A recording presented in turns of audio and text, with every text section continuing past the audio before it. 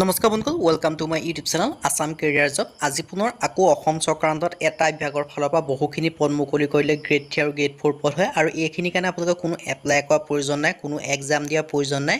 Direct আপোনালোকে ৱাকিং interview অনুষ্ঠিত হ'ব আৰু আপোনালোকৰ তাত কোনো আপোনালোকৰ ইণ্টাৰভিউ এটা ল'ব আৰু ৱাকিং ইণ্টাৰভিউ হয়, কোনো এপ্লাই কৰাৰ প্ৰয়োজন নাই। ডকুমেণ্টছখিনি লৈ যাব লাগে আৰু আপোনালোকে চাকৰিসমূহ পাই যাব। আৰু গ্ৰেড 3 গ্ৰেড 4 লেভেলৰ চাকৰি হয়। চাকৰিখিনি কোনটো ডিপাৰ্টমেণ্টৰ পৰা ওলাইছে, লগতে কেনেদৰে আপোনালোকে ক'ত ইণ্টাৰভিউৰ কাৰণে যাব লাগিব, কোৱালিফিকেশ্যন কি লাগিব, সকলোখিনি কথা এই ভিডিঅ'যোগে আলোচনা কৰা হ'ব। যদি ভিডিঅ'টো ভাল পায় ভিডিঅ' লাইক কৰি দিব, লগতে চেনেলটো ছাবস্ক্ৰাইব কৰি দিব এনেকুৱা ধৰণৰ ভিডিঅ'সমূহ প্ৰতিদিনে পাই থাকিব। আৰু আমাৰ হোৱাটছআপ চেনেলৰ লিংক ভিডিঅ' ডেছক্ৰিপশ্যনত দিয়া আছে, তাত গৈ আপোনালোকে ফ'ল' কৰি ল'ব পাৰে। তেতিয়া আপোনালোকে ডেইলি জবৰ আপডেটসমূহ পাই থাকিব। আজিৰ কাৰণে আপোনালোকৰ কোনো এক্সাম দিয়াৰ প্ৰয়োজন নাই, কোনো ডাইৰেক্ট আপোনালোকৰ ইণ্টাৰভিউ অনুষ্ঠিত হ'ব। 8 পাছ 10 পাছ 12 পাছ গ্ৰেজুৱেশ্যনৰ বাবে সকলোৰে বাবে চাকৰিসমূহ আছে। আহক আজি আমাৰ ভিডিঅ'টো আৰম্ভ। মই আপোনালোকক কৈছোঁৱে আজি যিখিনি ভেকেঞ্চি মুকলি কৰিছে, এই ভেকেঞ্চিখিনিৰ কাৰণে আপোনালোকে ডাইৰেক্ট এক্সামো দিব নালাগে আৰু এপ্লাই কৰিব নালাগে আৰু গভৰ্ণমেণ্ট চাকৰি হয়। ইণ্টাৰভিউ এটা দিবগৈ লাগে, ৱাকিং ইণ্টাৰভিউ ডেটেই ঘোষণা কৰিছে, ইণ্টাৰভিউ ইমান তাৰিখে হ'ব, আপোনালোকে যাব লাগে আৰু ইণ্টাৰভিউটো পাছ কৰিলে আপোনালোকে চাকৰিসমূহ পাই যাব। পোনপ্ৰথমে মই আপোনালোকক জনাই দিছোঁ যে ভেকেঞ্চিখিনি ক'ৰ পৰা আহিছে। ভেকেঞ্চিখিনি আহিছে যোৰহাট জুডিচিয়াৰী ফালৰ পৰা, যোৰহাটৰ যিটো ডিষ্ট্ৰিক্ট আছে ছেছন জজ, তাৰ পৰা ভেকেঞ্চিখিনি আহিছে আৰু অল আছামৰ কেণ্ডিডেটে ইণ্টাৰভিউৰ কাৰণে যাব পাৰে আৰু যদি ইণ্টাৰভিউত পাছ কৰি যায় আপোনালোকে চাকৰিসমূহ পাই যাব। আৰু এডভাৰটাইজমেণ্টখন মুকলি কৰিছে 21/5/2024 মানে মে' মাহৰ 21 তাৰিখে এইখন এডভাৰটাইজমেণ্ট মুকলি কৰি দিছে। আপোনালোকে দেখিব পাৰিছে গ্ৰেড 3 আৰু গ্ৰেড 4 লেভেলৰ ভেকেঞ্চি আছে। পোনপ্ৰথমে আপোনালোকক গ্ৰেড 3 লেভেলৰ ভেকেঞ্চিটোৰ কথাই উল্লেখ কৰি দিছোঁ। অফিচ এছিষ্টেণ্টৰ কাৰণে গ্ৰেড 3 লেভেলৰ ভেকেঞ্চি আহিছে। দৰমহা দিয়াব 18,000 টকা পাৰ মান্থকৈ। লগতে আপোনালোকে ডেট অফ ইণ্টাৰভিউটো ঘোষণা কৰি দিছে 2/6/2024 জুন মাহৰ 2 তাৰিখে আপোনালোকে যোৰহাট যাব লাগিব। কোনটো এড্ৰেছত ইণ্টাৰভিউৰ বাবে যাব লাগিব মই সেই কথাও জনাই দিম। তাত গ'লে আপোনালোকে ইণ্টাৰভিউ দিব লাগে আৰু চাকৰিসমূহ পাই যাব। আৰু গ্ৰেড 4ৰ কাৰণে আপোনালোকৰ 30 তাৰিখে ইণ্টাৰভিউ হ'ব, 30 জুন তাৰিখে, 30 মে' নহয় 30 জুন তাৰিখে ইণ্টাৰভিউ হ'ব। সেই ইণ্টাৰভিউত পাছ কৰিলে আপোনালোকে চাকৰি পাই যাব।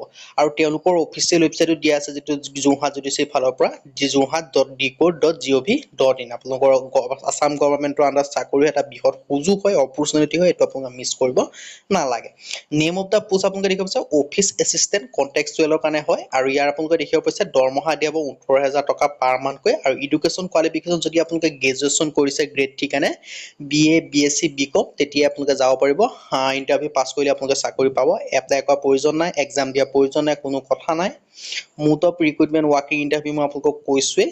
আৰু এজটো মিনিমাম চাব পাৰে, এজটো কিন্তু আপোনালোকে এটা দিয়া আছে 21 পৰা 40 বছৰ হ'ব লাগিব। যিটো গ্ৰেড 3 ভেকেঞ্চিৰ কাৰণে অফিচ এছিষ্টেণ্ট যিটো ভেকেঞ্চি হয় তাৰ কাৰণে 21 পৰা 40 বছৰ হ'লেহে আবেদনসমূহ কৰি ল'ব পাৰিব।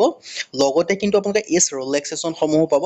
ST ST কাৰণে 5 বছৰকৈ 45 বছৰলৈকে আবেদন হ'লে আপোনালোকে ইণ্টাৰভিউতে যাব পাৰিব। মই আপোনালোকক কৈছোঁ কোনো আবেদন কৰাৰ প্ৰয়োজন নাই, ইণ্টাৰভিউত যাব লাগে মুঠতে। আৰু আপোনালোকৰ OBC কাৰণে 3 বছৰ, 43 বছৰ হ'লে যাব পাৰিব ইণ্টাৰভিউৰ কাৰণে। আৰু আপোনালোকৰ PWD কাৰণে 15 বছৰ 55 বছৰলৈকে পাৰিব।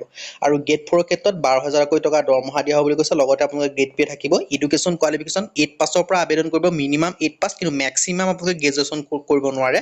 যদি আপোনালোকে গ্ৰেজুৱেশ্যন নাই কৰা বুলি আপোনালোকে এমপ্লয়মেণ্ট এক্সচেঞ্জত দেখাব পাৰে তেতিয়াতো চাকৰি পোৱাটো খাটাং। আপুনি 8 পাছ 10 পাছ 12 পাছলৈকে আপোনালোকে ডাইৰেক্ট ইণ্টাৰভিউৰ কাৰণে যাব পাৰিব। মুড অফ ৰিক্ৰুইটমেণ্ট দেখিছে ৱাকিং ইণ্টাৰভিউ, কোনো এপ্লাই কৰাৰ প্ৰয়োজন নাই। ইণ্টাৰভিউ ডেটত আপোনালোকে যাব লাগে, ইণ্টাৰভিউত পাছ কৰিলে চাকৰি পাই যাব।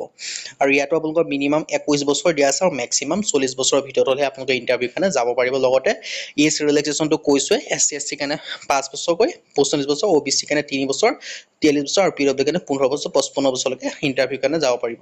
আৰু ইয়াত আপোনালোকে ধুনীয়াকৈ গোটেইখিনি কথা উল্লেখ কৰি দিছে। আপোনালোকে মই কৈছোৱে যিটো গ্ৰেড 3 ভেকেঞ্চিটোৰ কাৰণে ইণ্টাৰভিউ অনুষ্ঠিত হ'ব জুন মাহৰ 2 তাৰিখে 10 বজাৰ পৰা। আৰু যিটো গ্ৰেড 4ৰ কাৰণে অনুষ্ঠিত হ'ব আপোনালোকে দেখিব পাৰিছে 30 জুন তাৰিখে 10 বজাৰ পৰা অনুষ্ঠিত হ'ব। আৰু 8:30 পৰা 10টাৰ ভিতৰত আপোনালোকে গৈ পেলাই আপোনালোকৰ নিজৰ কথাখিনি আপোনালোকৰ ডিটেইলছখিনি দিবগৈ লাগিব। আৰু ইয়াত আপোনালোকৰ কি আপোনালোকে নিব লাগিব মই সেই কথা আপোনালোকক জনাই দিছোঁ আপোনালোকৰ সুবিধাৰ্থে।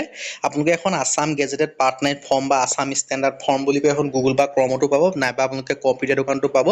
ধুনীয়াকৈ ডাউনলোড কৰি ভালদৰে ফিল আপ কৰি নিব। লগতে SLC এডমিট কাৰ্ডটো নিব, মেট্ৰিকৰ যিটো আপোনালোকৰ এজ প্ৰুফৰ কাৰণে, নাইবা আপুনি বাৰ্থ চাৰ্টিফিকেটো নিব পাৰি এজ প্ৰুফৰ কাৰণে, বা আপুনি গ্ৰেড 3 কাৰণে আবেদন কৰিলেতো মেট্ৰিকত নিব পৰা লাগিবই। আৰু SLC এডমিট কাৰ্ড বা স্কুল চাৰ্টিফিকেট যি আছে লৈ যাব। গ্ৰেড 4ৰ কাৰণে 8 পাছ নিলেও হ'ল, 10 পাছ 12 পাছৰ কোনো কথা নাই, 12 পাছ হ'লেও আবেদন কৰিব পাৰিব। এডুকেশ্যন কোৱালিফিকেশ্যন চাৰ্টিফিকেট নিবলৈ পাৰিব আৰু কম্পিউটাৰ এডুকেশ্যন চাৰ্টিফিকেটখন লাগিব যিখনে গ্ৰেড 3 আবেদন কৰিব বিচাৰে বাকি গেট ফ'ৰ কাৰণেও দৰকাৰ নাই লগতে নিজৰ 2 কপি পাছপোৰ্ট সাইজ ফটোগ্ৰাফ নিব এমপ্লয়মেণ্ট এক্সচেঞ্জ ৰেজিষ্ট্ৰেশ্যন কাৰ্ড চাৰ্টিফিকেটখন নিব আৰু এক্সপিৰিয়েন্স চাৰ্টিফিকেটখন লৈ গ'লে যদি আছে নাথাকিলেও কোনো কথা নাই আবেদনটো নহয় ডাইৰেক্ট গ'লে আপোনালোকে ইণ্টাৰভিউ দিব লাগে আৰু চাকৰি আপোনালোকে পাই যাব আৰু ইয়াৰ কাৰণে আপোনালোকে যাব লাগিব ক'ত মই আপোনালোকক জনাই দিছোঁ ইয়াৰ কাৰণে যাব লাগিব district legal service authority Jorhat office of the chief judicial magistrate Jorhat এই অফিচটোত আপোনালোকে যাব লাগিব অফিচ যিটো যোৰহাটৰ জুডিচিয়াৰী আছে অফিচ আছে তাত গ'লে আপোনালোকে আবেদনসমূহ মানে আপোনালোকে ডাইৰেক্ট এপ্লাইসমূহ হৈ যাব যদি ইণ্টাৰেষ্টেড দেন আপোনালোকে গৈ ইণ্টাৰভিউ দি আপোনালোকে চাকৰিসমূহ লৈ ল'ব পাৰে এইটো আপোনালোকৰ এটা বৃহৎ অপৰচুনিটি হয় ইণ্টাৰভিউ ডাইৰেক্ট ৱাৰ্কিং ইণ্টাৰভিউ অনুষ্ঠিত হ'ব আজি ভিডিঅ' ইমানে যদি ভিডিঅ' ভাল পালে লাইক কৰিব লগতে চেনেলটো ছাবস্ক্ৰাইব কৰি দিব আৰু আমাৰ হোৱাটছআপ চেনেলৰ লিংক ভিডিঅ' ডেছক্ৰিপশ্যনত আছে তাত আপোনালোকে জইন হ'লে ডেইলি এনেদৰে জবৰ আপডেটসমূহ পাব লগতে আপোনালোকৰ এডভাৰটাইজমেণ্টৰ লিংকো ভিডিঅ' ডেছক্ৰিপশ্যনত দিয়া আছে আজিলৈ পুনৰ ভিডিঅ'ত লগ পাম